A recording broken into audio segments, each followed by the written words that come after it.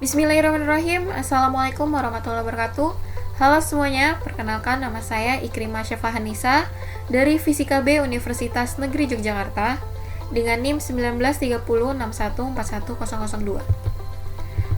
Pada video ini saya buat untuk memenuhi tugas responsi elektronika analog dengan mempraktikkan karakterisasi dioda reverse bias dengan aplikasi Proteus. Pada video kali ini akan berisi tentang pendahuluan, langkah kerja, analisis data, grafik, dan kesimpulan. Pada pendahuluan, judulnya ini yaitu mengkarakterisasi dioda reverse bias atau terpancar mundur, dan untuk tujuan ada dua. Yang pertama, mengetahui karakteristik dioda pada keadaan terpancar mundur, dan yang kedua, membuat grafik hubungan antara arus dan tegangan dari dioda pada keadaan terpancar mundur. Berikutnya untuk komponennya ada resistor sebesar 1 kilo ohm, dioda 1N4007, baterai, voltmeter, dan osiloskop.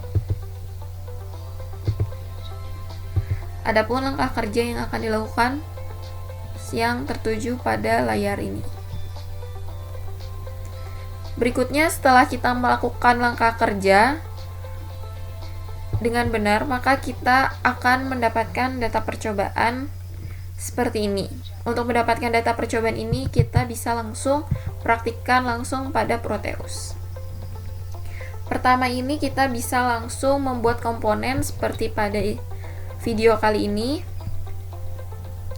Setelah terbuat rangkaian seperti ini, kita bisa langsung memvariasikan tegangan sumber. Nih, tegangan sumbernya itu bisa langsung kita variasikan. Untuk data pertama kita menggunakan tegangan sumber sebesar 0,1 volt. Setelah ini kita bisa langsung memulai.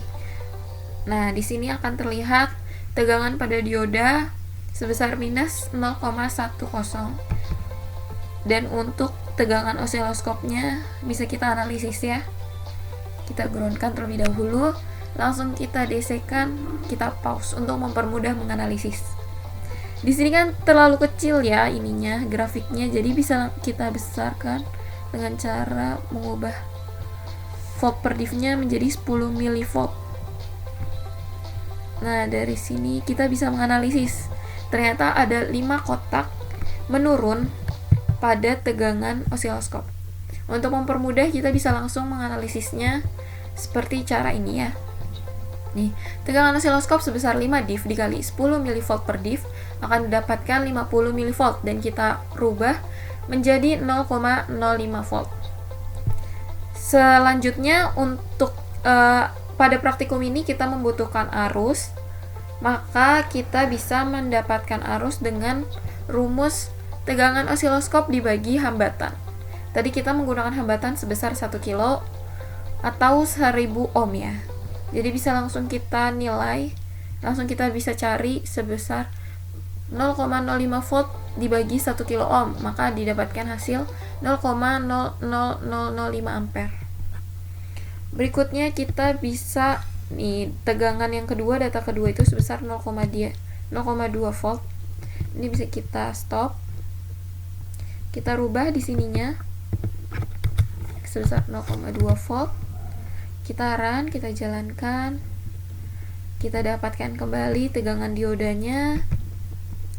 Selanjutnya kita groundkan, kita DC-kan, di pause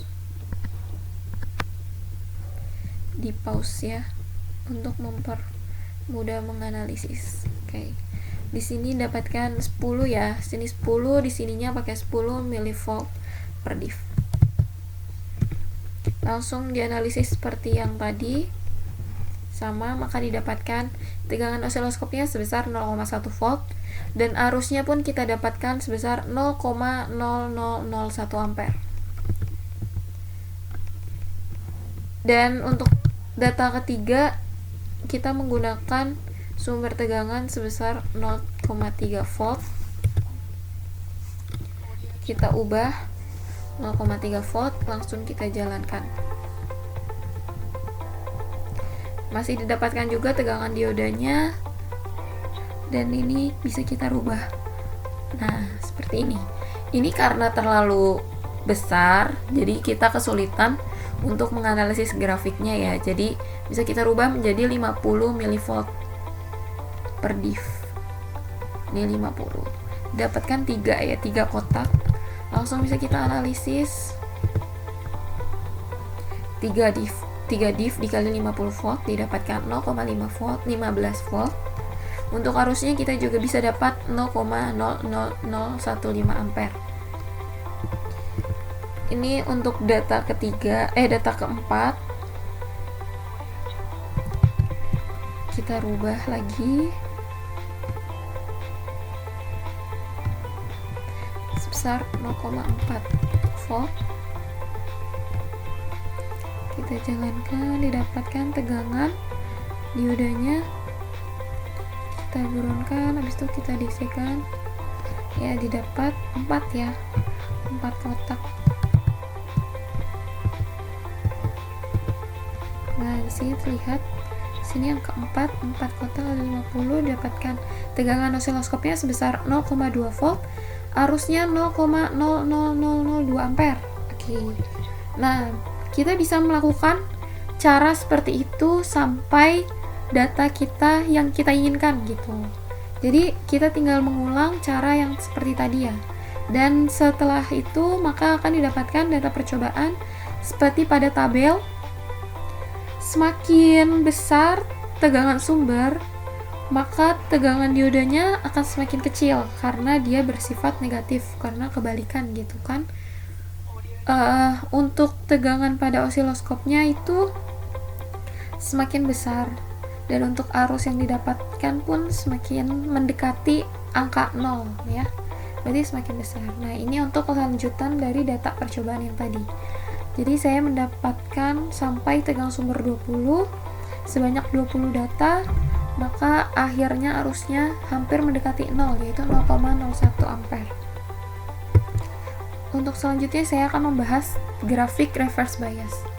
Dilihat pada grafik ini, semakin kecil tegangan diodanya, maka semakin kecil pula arus yang didapatkan, dimana semakin besar tegangan diodanya, maka semakin mendekati angka 0 pada arusnya.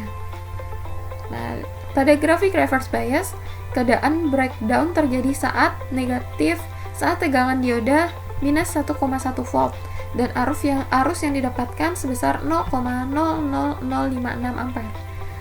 Dimana breakdown itu merupakan dimana mulai meningkatnya arus yang didapatkan gitu, atau semakin mengecilnya, semakin mendekatinya arus ke 0 gitu, arus mendekati 0 dan didapatkan pada tegangan minus 1,1 volt. Selanjutnya kita langsung ke kesimpulan. Jadi kesimpulan yang didapatkan pada praktikum ini, karakterisasi dioda bias mundur atau reverse bias terjadi apabila anoda terhubung dengan sebuah kutub negatif pada sumber tegangan serta katoda terhubung dengan kutub positif pada sumber tegangan, sehingga jumlah arus yang mengalir pada rangkaian bias mundur akan lebih kecil. Ketika terjadi reverse bias, dioda ini tidak bisa menghantarkan listrik karena nilai hambatannya lebih besar. Bahkan sampai arus yang didapatkan itu semakin kecil gitu kan, dan grafiknya terlihat pada layar. Jadi terima kasih, sekian untuk video kali ini. Kurang lebihnya mohon maaf, semoga mudah dipahami dan semoga bermanfaat untuk semuanya. Terima kasih. Wassalamualaikum warahmatullahi wabarakatuh.